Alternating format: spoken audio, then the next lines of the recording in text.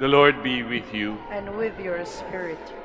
A reading from the Holy Gospel according to John. Glory to you, O Lord. As Jesus passed by, he saw a man blind from birth. His disciples asked him, "Rabbi, who sinned, this man or his parents, that he was born blind?" Jesus answered, "Neither he nor his parents sinned. It is so that the works of God might be made visible through him. We have to do the works of the one who sent me while it is day. Night is coming when no one can work. While I am in the world, I am the light of the world." When he had said this, he spat on the ground and made clay with the saliva, and smeared the clay on his eyes, and said to him, "Go, wash in the pool of Siloam," which means sent.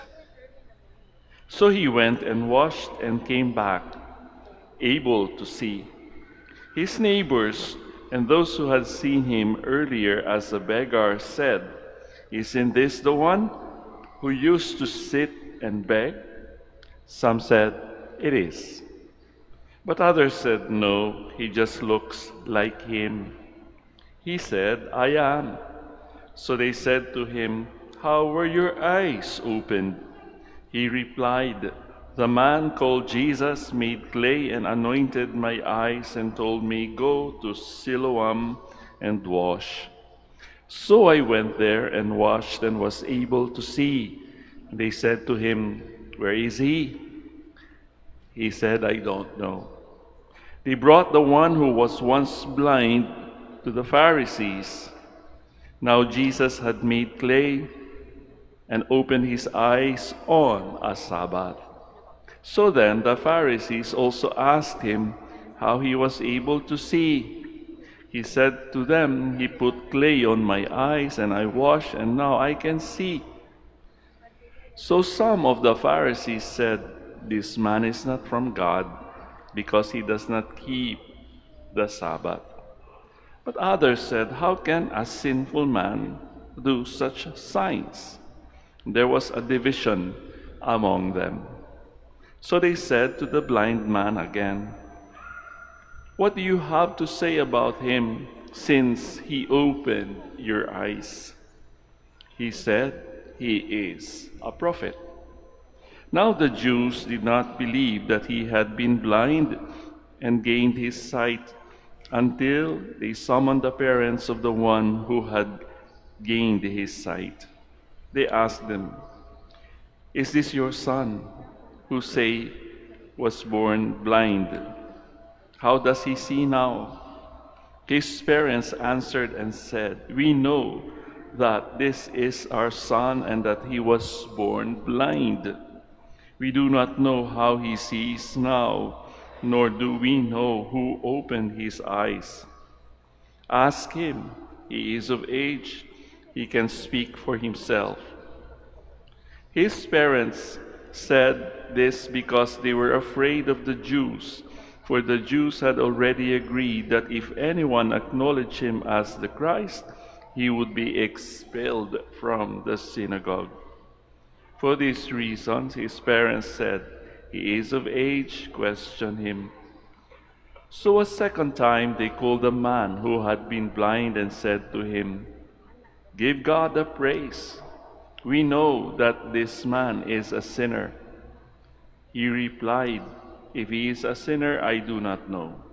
One thing I do know is that I was blind and now I see." So they said to him, "What did he do to you? How did he open your eyes?" He answered them, "I told you already, and you did not listen. Why do you want to hear it again? Do you want to become his disciples too?" They ridiculed him and said, "You are that man's disciple. We are disciples of Moses.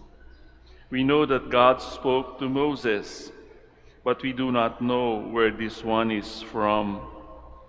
The man answered and said to them, "This is what is so amazing, that you do not know where he is from, yet he opened my eyes.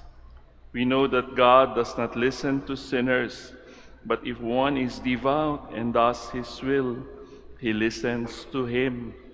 It is unheard of that anyone ever opened the eyes of a person born blind. If this man were not from God, he would not be able to do anything." They answered and said to him, "You were born totally in sin, and are you trying to teach us?" Then they threw him out. When Jesus heard that they had thrown him out, he found him and said, "Do you believe in the Son of Man?" He answered and said, "Who is he, sir, that I may believe in him?" Jesus said to him, "You have seen him, and the one speaking with you is he." He said, "I do believe, Lord," and he worshipped him.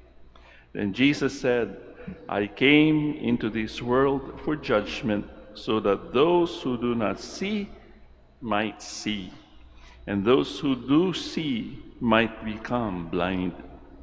Some of the Pharisees who were with him heard this and said to him, "Surely we are not also blind, are we?"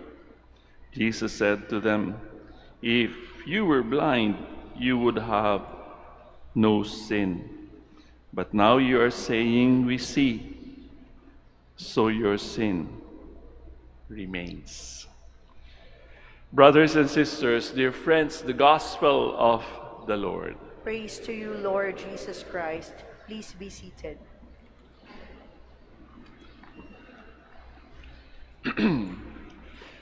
Napakahaba ng ating ebanghelyo sa umagang ito tungkol sa mga visions, tungkol sa mga nakikita ng ating mga mata.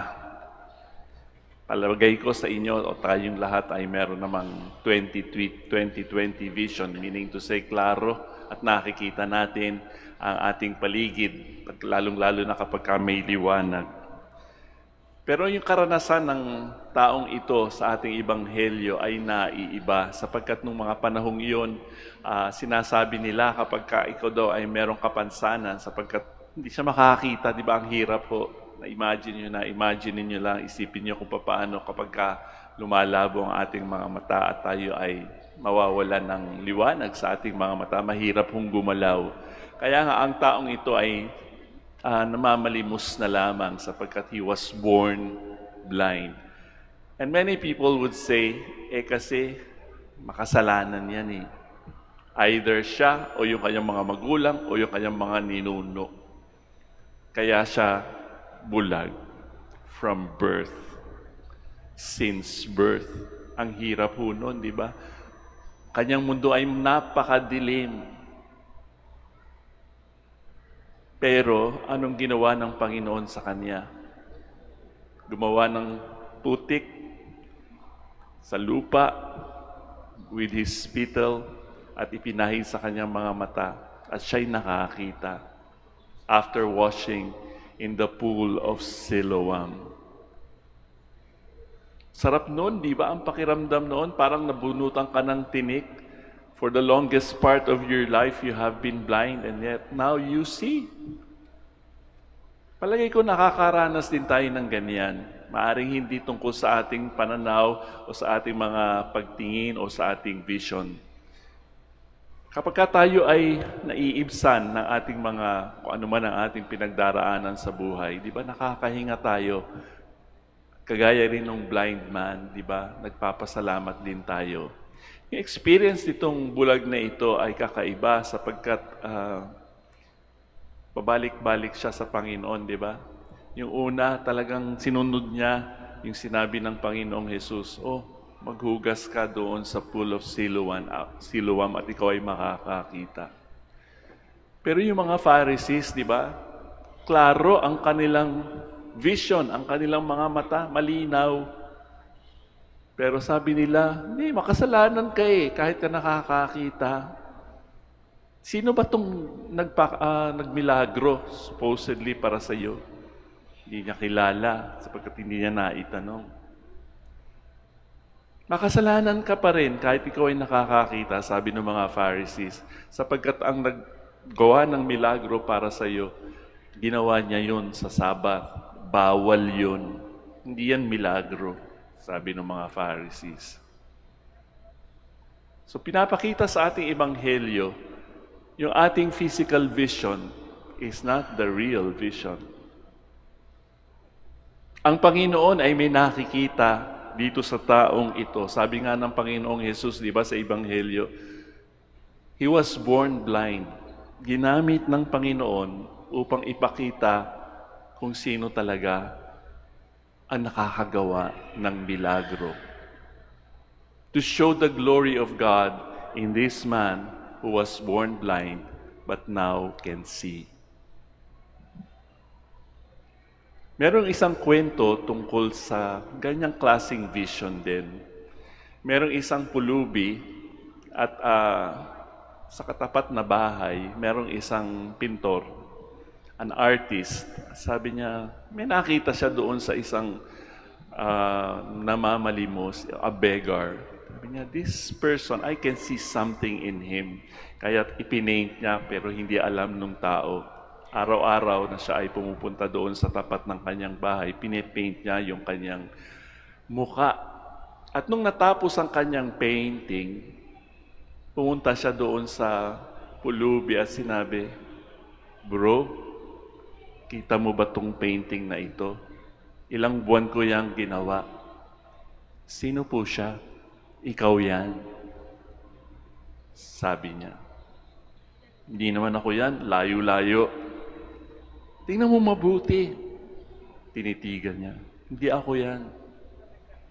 Sabi ng artist, "Hindi nga ikaw yan, pero yan ang nakikita ko. That is your future. That is the person you can become." Kadalasan, di ba, kapag nare-realize natin yung ating mga pagkukulang sa ating sarili, sa Panginoon, sa ating kapwa, sometimes we realize, di ba, how wretched we are or how sinful we are. Lalong-lalo na kapag kakwaresma. Talagang kapag tayo sincere in looking into ourselves, wala naman tayo talagang maipagmamayabang sa Panginoon. Di po ba? And yet, Jesus and the artist was able to see something in the beggar. That is the person you can become. When we are doing our Lenten exercises and we realize yung ating mga kasalanan, hindi ko naman pwedeng sabihin na may maliit na kasalanan, may malaking kasalanan. Depende ho kasi sa ating realization yun eh. Kung may some of the saints, kahit na maliit na kasalanan, malaki para sa kanila yon. Pero meron din naman tayo, alam naman natin kung paano magkaroon ng malaking kasalanan, di ba? Yung mga nagnanakaw ng ating buwis. Yung mga mayayabang na tao na akala mo ay sa kanila ang mundo, kaya ginegera lahat. Hindi nila nakikita ang kanilang wretchedness. Tayo rin, perhaps there were times in our lives that we did not realize how big our sins were. And yet the Lord is able to see something in us, the person that we could become. Alam ninyo, merong isang composer, 1725, an Englishman named John Newton. Ang kanyang tatay ay isang kapitan ng isang barko. Noong mga panahong yon, uso pa po ang human trafficking, the slave trade. At nakita niya ang kanyang tatay. Hindi pa nila nare-realize how bad slave trading is. At siya ay naging kapitan din ng barko na minamanage ng kanyang tatay. Then he soon realized, after some years, making the human trafficking business of trading slaves, nakita niya, it is inhuman. Na-realize niya yun. And he suffered a stroke but was able to recover. At he entered and made a reflection. He entered the Anglican seminary and became a priest. And then it was his advocacy to end the slave trade. Si John Newton composed a very popular song, Amazing Grace. Perhaps kayo rin alam niyo yun, di ba? Amazing Grace. Sabayan niyo ako. How sweet the sound that saved a wretch like me. I once was lost, but now I'm found. Was blind, but now I see. What did he see? Maaring mga mata ng Panginoon ay nasa Kanya. He was able to see His worth, His dignity. And I think that is what Jesus is doing to us in this time of Lent. Hindi ho importanteng masyado ang nakikita natin sa ating paligid, but for us to realize what Jesus sees in us, the person that we can become. Kaya nga ho ngayong Sunday na ito, makikita ninyo ang aming suot ay pink. Tawag dyan ay Laetare Sunday. Kahit tayo ay nagtitika, kahit tayo ay nag-aayuno, nagsasakripisyo ng kaunti, there is still a reason to be joyful. Because the Lord sees in us what we can become.